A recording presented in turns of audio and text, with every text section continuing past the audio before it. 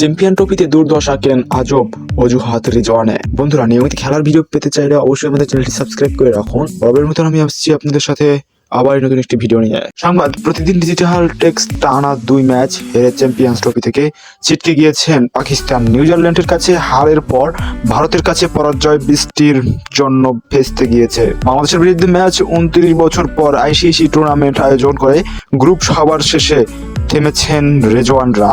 কেন এই দুর্দশা? আজব কারণ আবিষ্কার করলেন পাক অধিনায়ক। তার মতে পাকিস্তানের ব্যর্থতার কারণ চোট আঘাতের সমস্যা, বিশেষ করে শাহিম আইয়ুব বেরিয়ে যাওয়ায় নাকি টিম একেবারে ভেঙে পড়ে।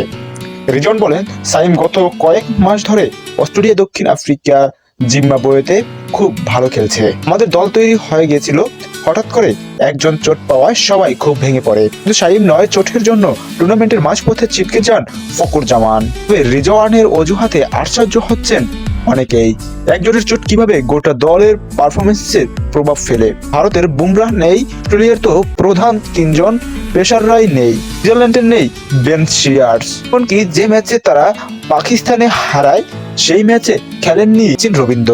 একজন প্লেয়ারের অনুপস্থিতিতে যদি এতটা পার্থক্য গড়ে দেয়, তাহলে কি পাকিস্তানের রিজার্ভ বেঞ্চ বলে কিছুই নেই?